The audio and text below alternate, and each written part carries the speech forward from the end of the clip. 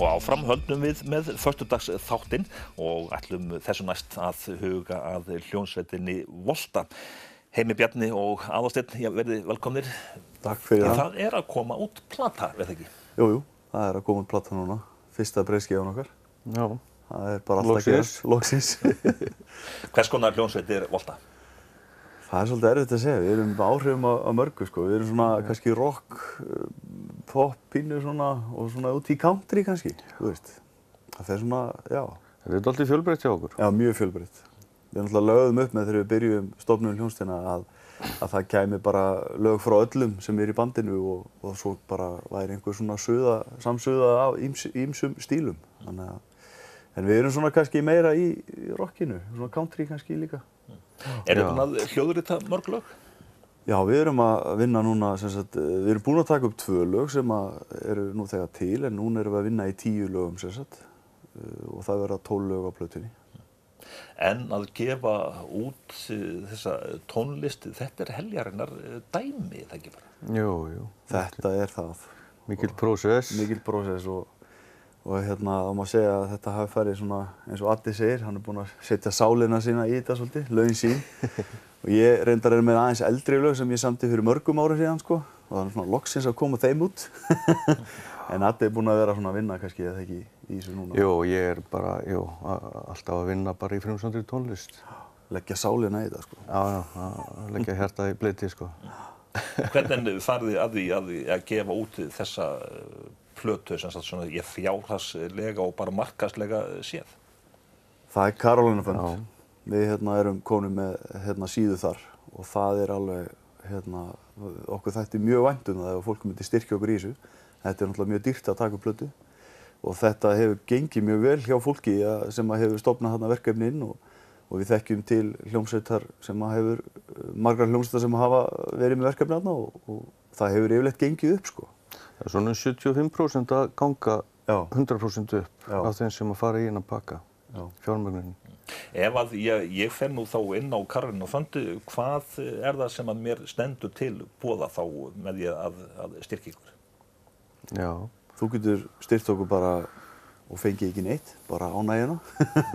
En svo er þetta sem nokkri svona pakkar í boði sem að þú styrkir okkur einhverja smá peninga, sko, og færð rafrænt niðurhal eða geisladisk.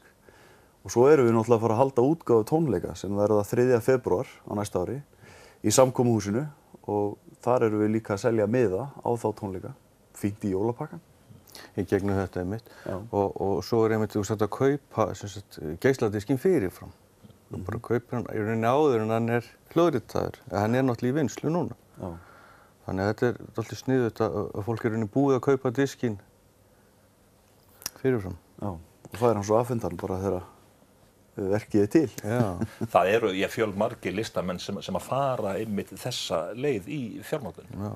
Þetta er bara algjör snilld, þetta er bylting í svona að gefa fólki tækifæri og að vinna sínum hugðarefnum og geta fengið þetta tækifæri að fara inn á svona styrktar síðu og þetta er bara brilljant verkfæri, sko.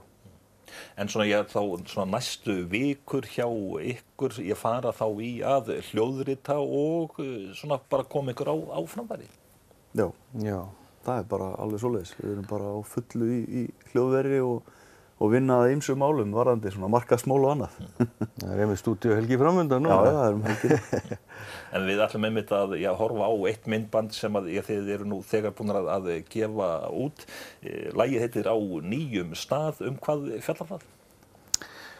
Það fjallar dálítið má segja,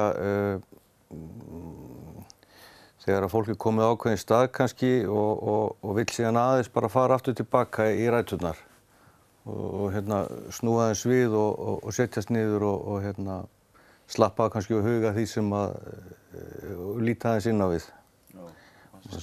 Já. Við skulum horfa á myndbandið og bara þakka ykkur fyrir komuna en sem sagt Volta á nýjum stað.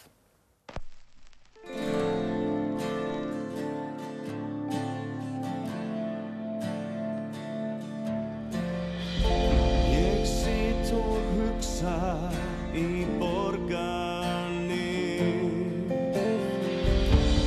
frá í sól og sálarfrí